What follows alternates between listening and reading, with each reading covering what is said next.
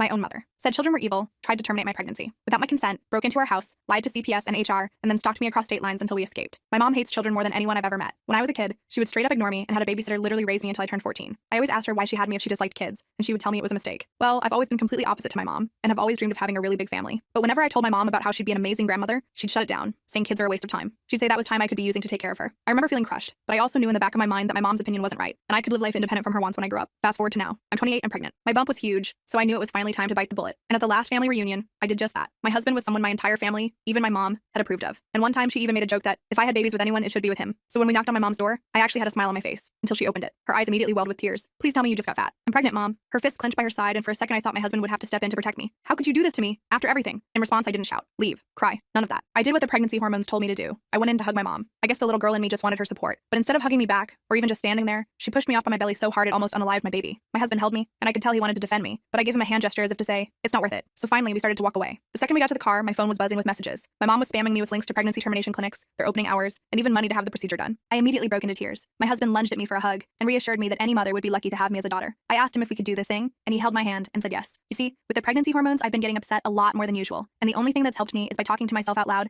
how I plan to talk to my daughter. You can think of it like a coping mechanism. And 5 minutes into this, I realized my mom was batshit crazy, because I would never force my daughter to end the family bloodline. I wouldn't tell every boyfriend she brought home that she was too unstable to raise a child.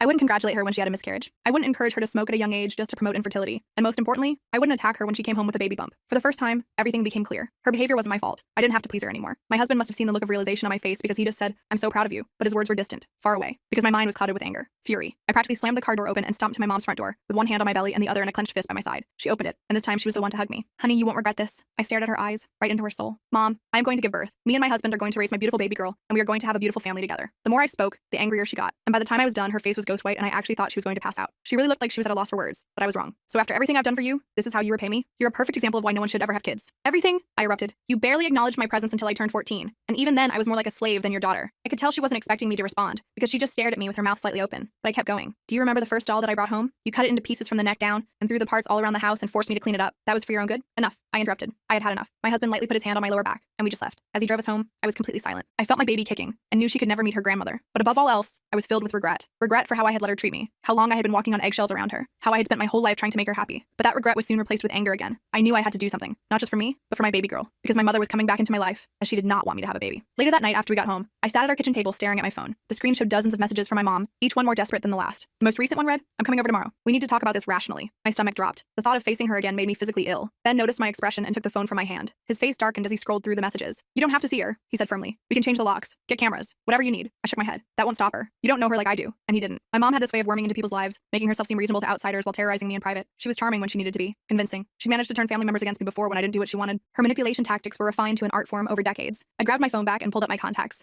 I scrolled until I found Aunt Susan, my mom's sister. They hadn't spoken in years, and I'd always wondered why. Maybe it was time to find out. Perhaps understanding my mother's past would help me secure my daughter's future. What are you doing? Ben asked as I hit the call button. Getting answers, I replied, as the phone began to ring. I stared at the coffee table in my Aunt Susan's living room, trying to process what she just told me. I'd spent the last hour listening to her explain my mom's childhood, and holy crap, it was messed up. So my grandmother actually locked her in closets? I asked, still struggling to believe it. Aunt Susan nodded grimly. Your grandmother was severely mentally ill. She'd lock your mom away for days, telling her children were curses. Your grandfather wasn't much better. I sat back on her floral couch, mind racing. Susan had agreed to meet us the day after my confrontation with my mom. When I called her, she'd gone quiet for a moment before asking if I was sitting down. Now I understood why. That still doesn't excuse how she treated me, I said, rubbing my belly protectively. Of course not, Susan replied. It's why I cut contact. She refused therapy, refused to acknowledge the trauma, but it might help you understand. Ben squeezed my hand. So you think this is why she hates children so much? Because of her own childhood? Susan nodded. She swore she'd never have kids, and she got pregnant with you. Your father talked her out of abortion, promising to be the primary caregiver. When he died in that car accident, I was 4, I whispered. I barely remember him. After that, she just checked out, hired help, pushed you away. I tried to intervene, but she threatened restraining orders. The truth landed like a brick in my stomach. No wonder my childhood memories of her were so cold. She'd been damaged, broken by her own parents, and instead of healing, she just passed that trauma right along to me. I felt a kick inside my belly and placed my hand over the spot. My daughter would never experience that cycle. She's been texting me nonstop,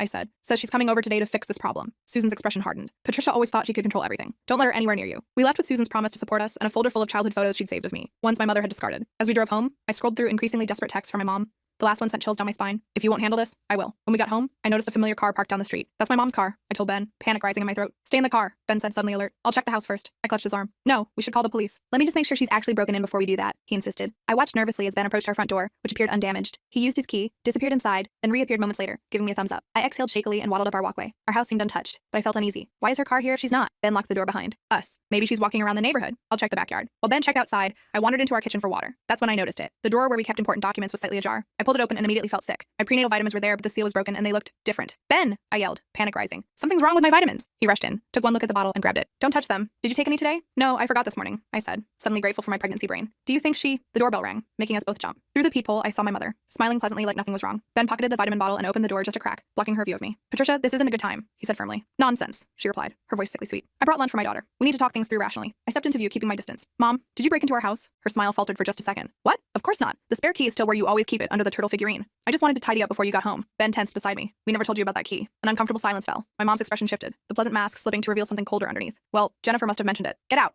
I said, suddenly feeling stronger than I had in years. And give me back your key. Sweetie, you're being emotional. The hormones. Now, I shouted, surprising even myself. Reluctantly, she reached into her purse and placed a key on our entryway table. I'm just trying to help you. That baby will ruin your life just like you ruined mine. Ben stepped forward. Leave, or we call the police. After she left, I collapsed onto our couch, shaking. What was in those vitamins? Do you think she tampered with them? Ben called his brother, a pharmacist, who told us to bring the pills in immediately. I called my OB while Ben drove, explaining the situation. She agreed to see me right away. The next 24 hours were a blur of doctor's appointments and police reports. The pills had indeed been tampered with, replaced with something that could have caused a miscarriage. The police took statements but said they needed more evidence to arrest her. Their advice? Restraining order, security system, new locks. We did all that, plus had cameras installed the next day. I spent hours scrolling through pregnancy forums, terrified of what could have happened if I'd taken those pills. Ben insisted on checking all our food and drinks, worried she might have tampered with something else while inside our house. That night, as we lay in bed, both too anxious to sleep, my phone buzzed. A text from my mom. I was only trying to save you from ruining your life. When will you understand I know what's best? I showed Ben, who immediately took the phone to add it to our police report file. When he came back, his expression was grim. Your mom's car just drove by, slowly. How do you know? I asked, panic rising. He pointed to his phone, showing the security camera footage. There was her distinctive blue sedan, creeping past our house at 1 a.m. We barely slept. The next morning, Ben installed additional locks while I called my boss to request working from home indefinitely. I explained the situation, leaving out the most disturbing details. My supervisor Barbara was surprisingly understanding, even offering to adjust deadlines for my upcoming maternity leave. Just as I hung up, our doorbell rang. Through the camera, I saw my cousin Mark, my mom's nephew. Ben opened the door cautiously. Hey, Mark said awkwardly. Aunt Patricia asked me to give you this. He handed over an envelope. She said it's important baby stuff. Did she tell you what's happening? I asked. Mark shrugged. Just that you're pregnant and she's excited to be a grandmother. Wanted to give you some financial help. I almost laughed at how successfully my mother had maintained her facade with the extended family. Mark, she tried to hurt my baby. We filed a police report. His eyes widened. What? No way. Aunt Patricia wouldn't. She pushed me hard when I told her I was pregnant. She broke into our house and tampered with my prenatal vitamins. Mark looked genuinely shocked. Holy shit. I had no idea. After he left, promising to keep his distance from my mom, we carefully opened the envelope. Inside was a check for $20,000 and a note for the abortion and therapy afterward. Last chance. I ripped up both, hands shaking with rage. She's not giving up. We need to document everything, Ben said, taking photos of the torn check and note before throwing them away. Build a case? The next week was relatively quiet. Too quiet. My mom's messages stopped completely. Her car didn't appear on our security footage. I almost started to relax, focusing instead on setting up the nursery and attending birthing classes, but Ben remained vigilant, checking our security system multiple times daily. Then my phone rang with a number I didn't recognize. Hesitantly, I answered. Hello? Is this Jennifer Williams? A professional-sounding woman asked. Yes. Who's this? This is Taylor from Child Protective Services. We've received a concerning report about your living conditions and wanted to schedule a home visit. My blood ran cold. What report? We received anonymous information that you're using illegal substances during pregnancy and living in unsanitary conditions. I nearly dropped the phone. That's completely false. My mother is trying to. We're required to investigate all reports, Ms. Williams. We can come tomorrow at 2 p.m. After hanging up, I called our lawyer immediately. He assured us this was likely just a formality and offered to be present for the visit. Still, I spent the rest of the day cleaning our already clean house, terrified of what might happen if CPS believed my mother's lies. The CPS visit itself was brief and anticlimactic. Taylor seemed professional but unimpressed by the obviously false report. She commented on how well prepared we were for the baby and left after about 20 minutes. Our lawyer seemed satisfied, but warned us this might not be my mother's last attempt. He was right. The following week, my boss called me into an unexpected video meeting. Looking uncomfortable, she explained that someone had sent an anonymous email to HR claiming I was stealing company property to sell online. Barbara, you know that's not true, I said, fighting back tears. Of course I do, she assured me, but HR has to investigate. They'll need to check your work laptop. I surrendered my computer for investigation,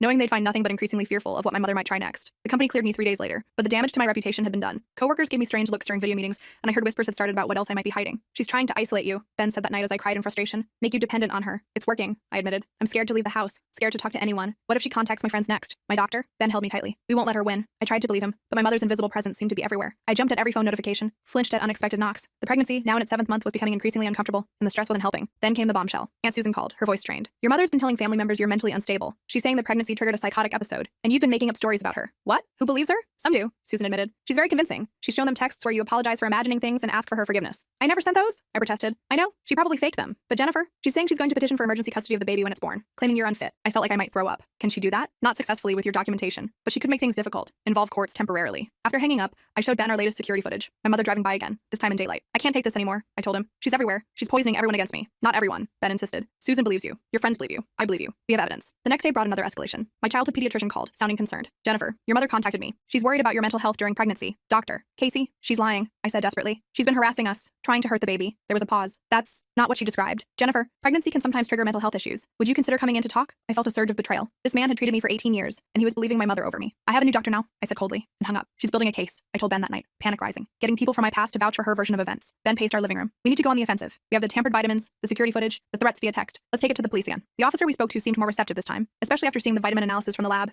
He took detailed statements and promised to follow up. It wasn't an arrest, but it felt like movement. That small victory gave me enough courage to do something I'd been considering for weeks. I created a a private social media post visible only to close friends and family, carefully documenting my mother's behavior with evidence attached. I explained her history, her hatred of children, and her escalating attempts to end my pregnancy. The responses were overwhelming. Friends offered safe places to stay. Relatives I hadn't spoken to in years messaged their support. Even a few of my mother's friends reached out, saying they'd noticed concerning behavior but hadn't understood the extent. But the most surprising message came from my grandmother's former nurse, Eleanor. Your mother was severely abused, but there's something else you should know, she wrote. Your grandmother didn't just hate children. She suffered from a hereditary mental illness that worsened during and after pregnancy. Your mother may have the same condition, untreated. I showed the message to Ben. Do you think that's it? Some kind of postpartum psychosis that never got treated? It would explain a lot, he admitted, but it doesn't excuse anything she's done. No, I agreed, but maybe understanding it could help us predict what she'll do next. I asked Eleanor for more information, and she agreed to meet us for coffee the following day. I felt nervous leaving the house, constantly scanning for my mother's car, but the need for answers outweighed my fear. Eleanor was in her 70s, sharp-eyed and forthright. Your grandmother had what we now call bipolar disorder with postpartum psychosis. After having your mother, she became convinced children were evil entities sent to destroy her. She refused medication. And you think my mom has the same thing? I asked. Eleanor nodded solemnly. The patterns are identical. The paranoia about children, the manipulation, the inability to bond. She would need professional diagnosis, but yes, I believe so. That actually makes sense, I admitted. But knowing doesn't fix anything. She's still trying to hurt us. Knowledge is power, Eleanor said. If you understand what drives her, you might be able to protect yourself better. On our way home, Ben drove cautiously, checking multiple times to ensure we weren't being followed. I think we should stay with my parents for a while, he suggested, just until the baby comes. They live 3 hours away. Your mom wouldn't expect it. The idea of escaping, even temporarily, was tempting. Let me think about it, I said, not wanting to be pushed into another major decision. That night, I couldn't sleep. I kept thinking about what Eleanor had said, about hereditary mental illness. Would I develop the same condition after giving birth? Would I suddenly hate my own child? The thought terrified me. Ben found me crying in the nursery at 3 a.m., sitting in the rocking chair we'd set up beside the crib. Hey, he said softly, kneeling beside me. What's wrong? What if I'm like her? I whispered. What if it's genetic and I can't control it? He took my hands firmly. Listen to me. You are not your mother. You've spent your whole life wanting children, loving them, and if anything does happen, we'll get help immediately. You won't face it alone. His words calmed me, but my peace was short-lived. The next morning, my phone exploded with messages from friends asking if I was okay. Confused, I scrolled through social media to find my mother had created a public post about me, claiming I was experiencing dangerous delusions during pregnancy, and asking people to report any sightings of me to her directly for my safety. The post included childhood photos of me, our address, and even my car's license plate number. She'd effectively put a target on my back for any stranger who might want to help. That's it, Ben said, furious after seeing the post. We're reporting this as harassment and endangerment, and we're staying with my parents starting tonight. This time, I didn't argue. We packed essential baby items and clothes while Ben contacted the police again. They promised to send someone to speak with my mother about the social media post, but wouldn't make any promises about consequences. Just as we finished loading the car, I spotted a familiar blue sedan turning onto our street. She's coming, I hissed, ducking back inside. Ben immediately locked the front door. Back door, he whispered, guiding me through the house. We slipped out the rear entrance just as my mother's car pulled into our driveway. From our backyard, we could hear her pounding on the front door, calling my name in a sickeningly sweet voice. Jennifer, honey, I know you're in there. I just want to talk. Heart pounding. We crept along our fence line to the neighbor's yard, then cut through to the next street where we'd parked our second car as a precaution. Ben helped me into the passenger seat, then drove us quietly away from the neighborhood. In the rearview mirror, I watched my mother's figure growing smaller as she continued knocking on our empty house. For the first time in weeks, I felt like I could breathe. We were escaping, at least temporarily. My hands rested on my rounded belly, feeling my daughter kick against my palms. I made her a silent promise. I'll keep you safe. Always. Ben's parents welcomed us with open arms, setting us up in their finished basement with its separate entrance. They installed additional security cameras and promised not to tell anyone our location. For the first time since the confrontation with my mother, I felt secure. The next week passed in relative peace. I worked remotely, took walks with Ben's mom around their quiet neighborhood, and finished buying the last essentials for the baby. My mother's text messages continued, alternating between pleading and threatening, but from 3 hours away, they seemed less immediate, less frightening. Then came the knock on the basement door. Ben answered while I hung back, nervous despite the security cameras that should have warned us of visitors. It was Ben's dad looking troubled. There's someone here to see you, he said quietly. Says she's Jennifer's aunt. My heart raced. Susan? He shook his head. Says her name is Linda. I froze. I don't have an Aunt Linda. Ben immediately tensed. Dad, don't let her in. Call the police. But it was too late. Behind his father, I caught a glimpse of a familiar figure. My mother had somehow tracked us down and was now standing at the basement entrance. There you are, she said, her voice eerily calm. I've been so worried. For a second, I was literally frozen in place, like actual deer in headlights frozen. My brain couldn't process how she'd found us. Ben stepped between us immediately, his body tense like he was ready for anything. You need to leave, he said, his voice deadly serious. Now. My mom's face twisted into this fake, confused expression. I don't understand why you're being so hostile. I'm just checking on my daughter and grandchild. Ben's dad looked completely bewildered. I'm sorry. I thought she showed me pictures of you two together. Call the police, I told him, finally finding my voice. She's not supposed to be here. My mom rolled her eyes dramatically. Jennifer, stop with the theatrics. This is exactly what I've been telling everyone. The pregnancy is making you unstable. I felt a surge of rage that overcame my fear. You broke into our house and tampered with my prenatal vitamins. You called CPS with false reports. Ben's dad's expression changed instantly. He pulled out his phone and stepped away to call 911. My mom's fake smile vanished too. I was trying to help you, she hissed, dropping the act completely. That child will ruin everything we have. We don't have anything, I shot back. We never did. You're manipulative and dangerous, and you're never going to meet my daughter. Her eyes narrowed, and I swear I saw something snap behind them. She lunged forward, suddenly reaching for me. Ben blocked her path, but she was quick and determined. She darted around him, catching him off guard, and grabbed my arm, her nails digging into my skin. You ungrateful little bitch, she spat. After everything I sacrificed. Ben's mom appeared then, wielding a baseball bat she'd grabbed from somewhere. Let go of her right now, she ordered, looking absolutely terrifying despite being the sweet 60-something woman who baked cookies for the neighborhood kids. My mom didn't let go. Instead, she yanked me toward her, and I felt a sharp pain in my abdomen. Like, seriously painful. I gasped and doubled over, which made my mom release me out of surprise. Ben caught me as I started to sink to the floor. Something's wrong, I whispered, panicking. The baby. Ben's dad was still on the phone with 911. We need an ambulance too, he called out. Pregnant woman in distress. My mom just stood there, watching me with this weird mix of triumph and horror on her face. Ben's mom kept the bat pointed at her while Ben lowered me carefully onto the couch. The pain was coming in waves now, and I was terrified it was premature labor. It's too early, I kept saying. She can't come yet. She's not ready. Ben held my hand, looking as scared as I felt. Help is coming. Just breathe. What felt like hours but was probably only minutes later, we heard sirens approaching. My mom suddenly seemed to realize the severity of what was happening. She made a move toward the door, but Ben's mom blocked her path. You're not going anywhere, she said firmly. The police arrived first, followed immediately by paramedics. Everything became a blur of questions, examinations, and decisions. The paramedics determined I needed to go to the hospital immediately. As they loaded me into the ambulance, I saw the police putting my mom in handcuffs while she screamed about how I was lying.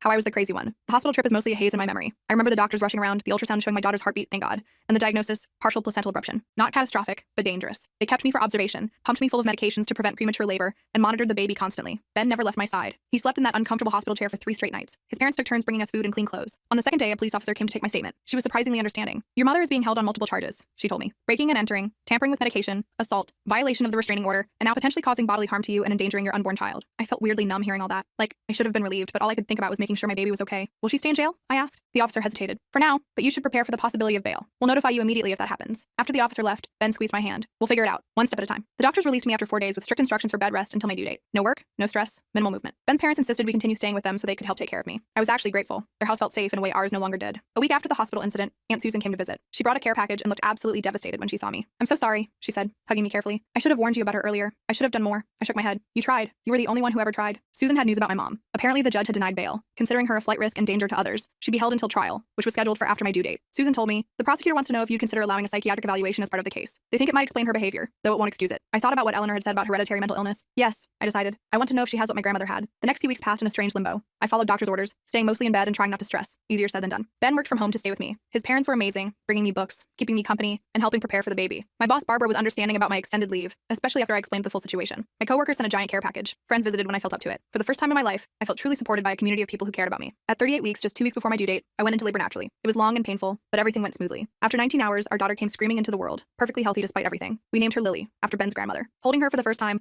I searched my heart for any trace of the illness that had afflicted my mother and grandmother. All I found was overwhelming love. I couldn't imagine ever wanting to hurt this tiny person, or thinking of her as a burden. Maybe the illness would never touch me, or maybe, unlike my mother, I'd recognize the pattern and would get help if I needed it. 3 days after Lily's birth, while we were still in the hospital, a social worker named Janet came to see us. She was kind but formal. I understand your mother is currently incarcerated, she said, but I need to inform you that she's attempting to assert grandparental rights. I nearly choked. She what? It's standard procedure for me to investigate when such claims are made, Janet explained. But given the circumstances and pending criminal charges, I can assure you her petition will almost certainly be denied. She interviewed us briefly, took some notes, and promised to recommend immediate dismissal of the claim. Before leaving, she paused at the door. For what it's worth, she said quietly, in 20 years of doing this job, I've never seen a clearer case for denying visitation rights. A month after we brought Lily home, to Ben's parents' house, where we were still staying, we received 2 pieces of news on the same day. First, my mother's psychiatric evaluation had confirmed bipolar disorder with delusional features, similar to what my grandmother had suffered. Second, she'd accepted a plea deal, 2 years in a psychiatric facility followed by 3 years probation, during which she couldn't contact me or come within 500 feet of my family. I sat on the porch swing with Lily sleeping against my chest, trying to process my feelings. Relief, definitely. Sadness for the mother I never had. Worry about what would happen when she was eventually released. Ben joined me, putting his arm around my shoulders. Penny, for your thoughts? I was just thinking about cycles, I said. My grandmother hurt my mom hurt me, and I was so afraid I'd hurt Lily somehow. But you didn't, he pointed out. You broke the cycle. I looked down at our sleeping daughter. Yeah, I did. That weekend, we went back to our house for the first time in months. Ben's dad had hired people to install a serious security system. Cameras everywhere, motion sensors, the works. The locks had been changed, windows reinforced. It felt strange being back, but also right. While unpacking, I found the folder Aunt Susan had given me with my childhood photos. I sat on the floor of Lily's nursery and went through them one by one. In one, I was about 3, pushing a toy stroller with a doll inside. My mom wasn't in any of the pictures, of course. I looked up at Lily sleeping in her crib. I promised to be in your pictures, I whispered. Over the next few months, we settled into a new normal.